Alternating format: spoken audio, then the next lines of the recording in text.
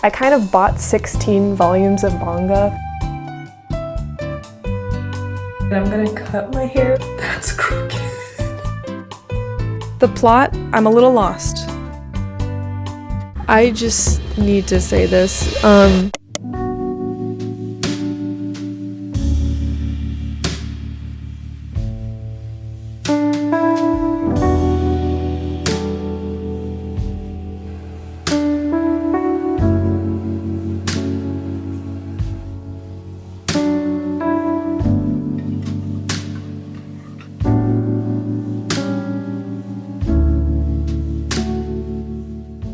Hi, I'm Manga Captor and welcome to another reading vlog. Originally, this video was going to be focused on overcoming my TBR, but you see, something happened.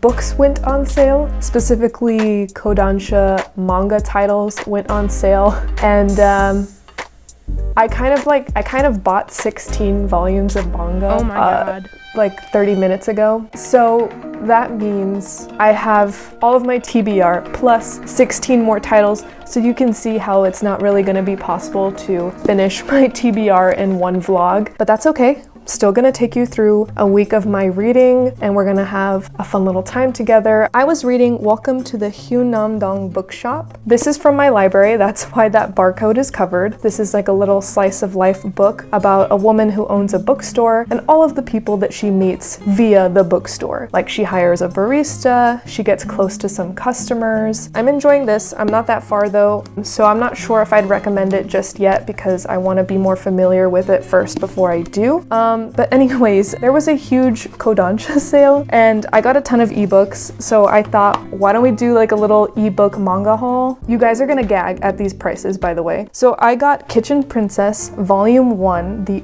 Omnibus, for guess how much? Guess how much? No.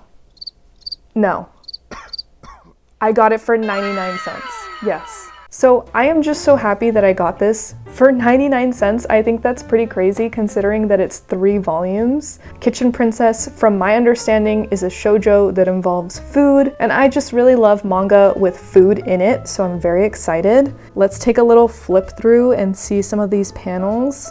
Like, look at this gorgeous artwork. Oh my gosh, I love this exaggerated style with like the big eyes and super shiny like hair. Oh my god. And I am just so excited to read this because I know I'm gonna get inspired to make some of these dishes. And another volume that I got is called When a Cat Faces West. I got this because it's created by the same mangaka that did Mushishi, which I really enjoy. And just like Mushishi, the artwork is just so pretty and detailed. I'm really excited to check this one out. And then I got Saint Young Men. So from my understanding, this is a series about Jesus and the Buddha. And it's basically like they are young men who live together in Tokyo, and it's just a slice of life series. I think this is going to be really funny because I was raised Christian, so I know a lot about the Bible against my free will. And then I got a GL. I got Runaway With Me Girl, the first volume. This was also 99 cents, and I don't know much about it other than it's a GL and it's about 3 volumes long. So yeah, I'm excited to try out another GL title because I just don't have that many in my collection and I really want to have more and read more from this genre. I hope that this is good. Either way, it was just 99 cents. I also got, I don't think this is BL, but people say it's like BL coded. I got number 6. I'm wanting to read like more angsty type stuff, so I feel like number 6 is a great option, and it was only 99 cents. And then this is the first title that I got that was not 99 cents. It was $5.99. And that's volume 2 of Mushishi. I love this series. This is just basically about this guy that researches Mushishi, which are like creatures with supernatural abilities. He's kind of like a doctor trying to heal people that have become hosts of these mushishi, because they're kind of like parasites and they give their hosts these supernatural abilities that aren't very positive. That's all I'll say. It's a creepy, scary read, but not too scary, but it's definitely a bit disturbing. So if you're not into any body horror or like scary stuff, this probably wouldn't be a great one, but otherwise, I'm really enjoying this and I'm happy to continue it. And then I got another GL. I don't know a lot about this one. This one is The Moon on a Rainy Night, Volume 1. I got this one because I was reading some reviews and people said it was really sweet, and it's just basically this romance between two high schoolers. Like I said, I don't have a ton of GL. I'm always looking for new titles to try in that genre. And then I got Volume 1 of The Medalist. This recently came out. I was at first on the fence about it because I saw the art style and it just was like really like sketchy. So you can kind of see here the art style. Oh my god, I am so excited about this one. I got Volume 1 of Magus of the Library. I think that's how you say it. This gives me strong like Witch Hat Atelier vibes, and I'm just really excited, and the art style is like freaking gorgeous. Like, look at how detailed that artwork is. Oh my god. That's crazy. Okay, I'm really excited about this one. And it's Knight of the Ice. From my understanding, this is like a romance series, and this guy is a figure skater. And I don't know, something about figure skating is just, oh my god, look at how beautiful that is. Like, I just really love the lighting of that panel. But something about like figure skating and romance just like sounds like so good. Oh my god, look at how cute he is. Like, who wouldn't like fall? And then she's really cute too.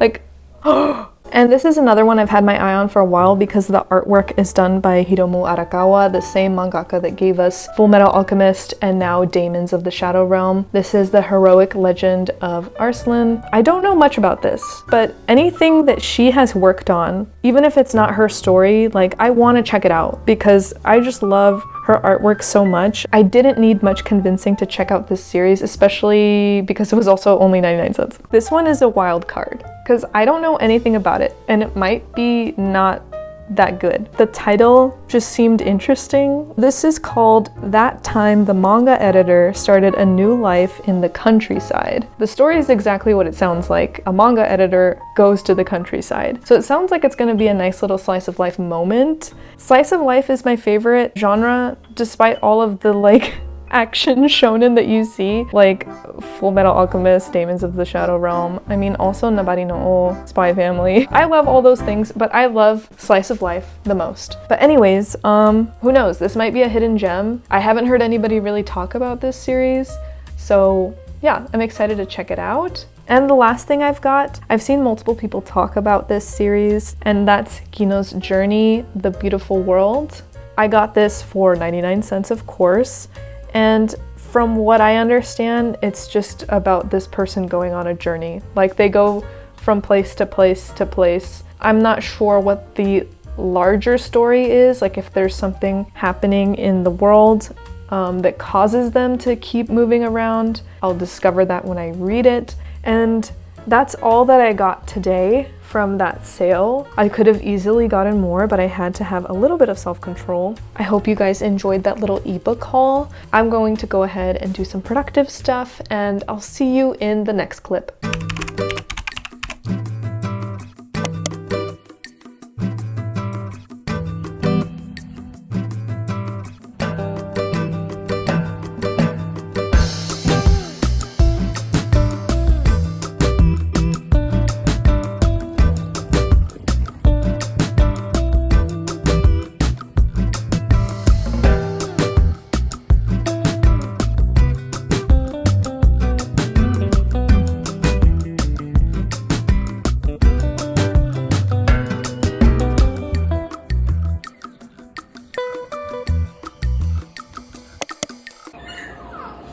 Alright, I am back from reading, and I finished volume 1 of Run Away With Me Girl, and so far this is pretty good. There are some really strong trigger warnings on this, and I'll place them on screen so you can be aware of them. I'm enjoying the story so far, and I like the two main characters, the two love interests. I feel like they have a good connection, a good spark. I'm going to be checking out the other volumes in this series because I'm really curious to see how their relationship will develop over the next volumes. I think I'm done reading for today, so I'll see you guys tomorrow in the next clip.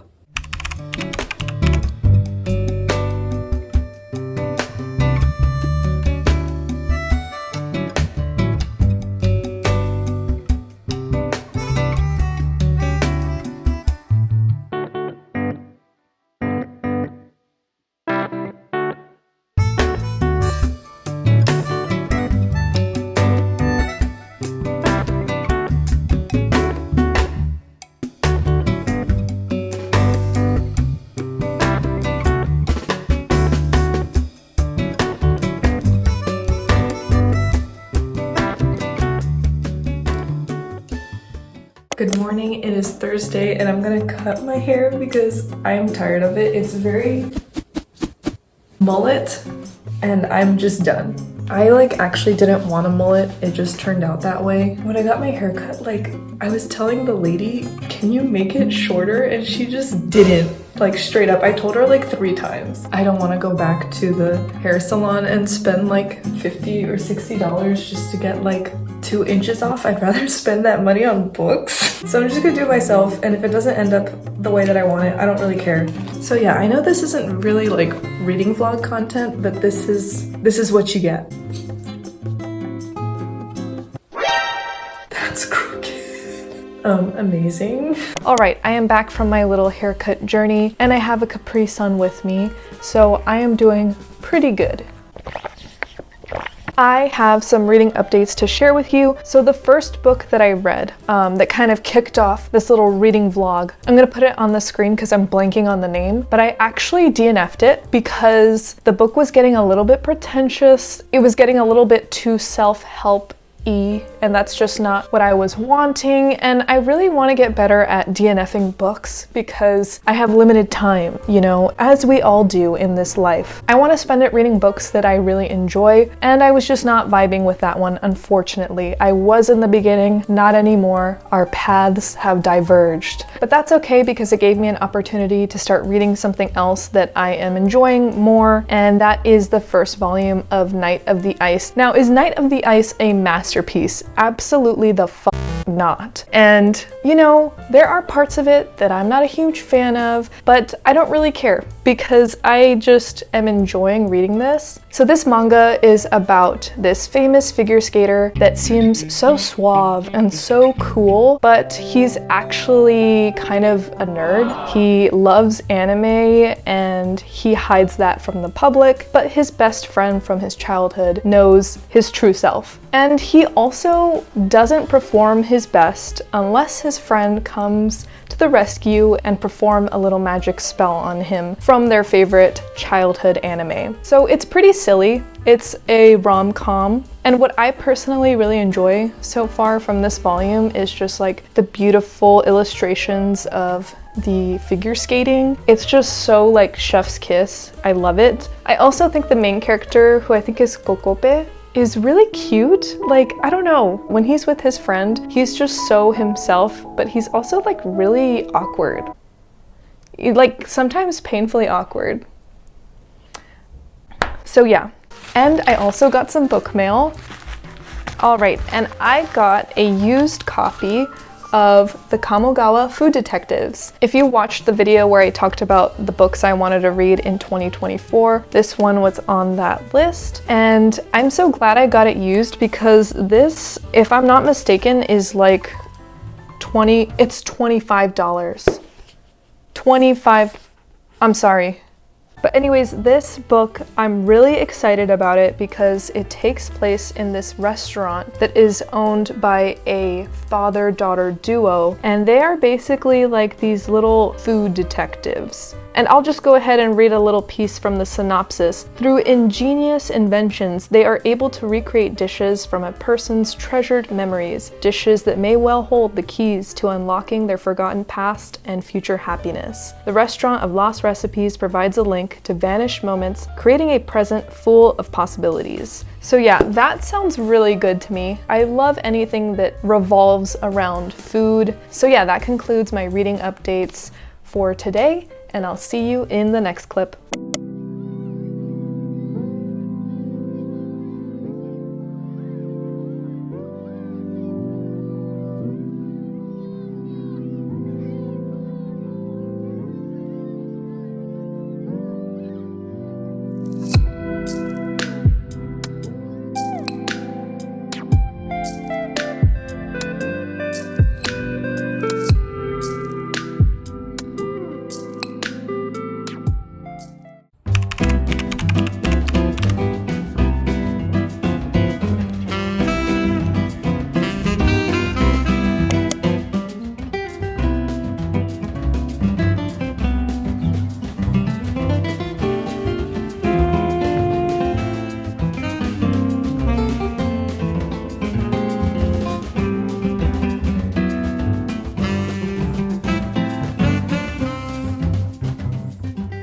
Hello again, it's been a few days and I haven't been reading, so I haven't been vlogging.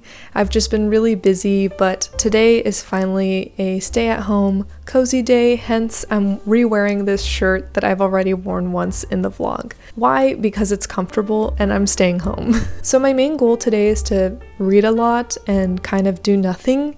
So far, I've read 2 chapters of the Kamogawa Food Detectives and I'm enjoying it so far. But I just feel like there's something missing from this, and what's missing is the detective work. So the main chef is the dad, and he does briefly talk about how he does a ton of research to figure out these recipes, and all of his hours of hard work are just nowhere to be seen in this book. We only get to see the end, which is the prepared dish. And I would have just loved to see some of that detective work. But yeah, regardless of all that, I'm still enjoying it. It's a pretty cozy read, but now I'm in the mood for something different. I'm not sure exactly what. I think I'm going to read some manga. I have lots of things to choose from, so I'm going to go ahead and pick something, and then I'll see you in the next clip.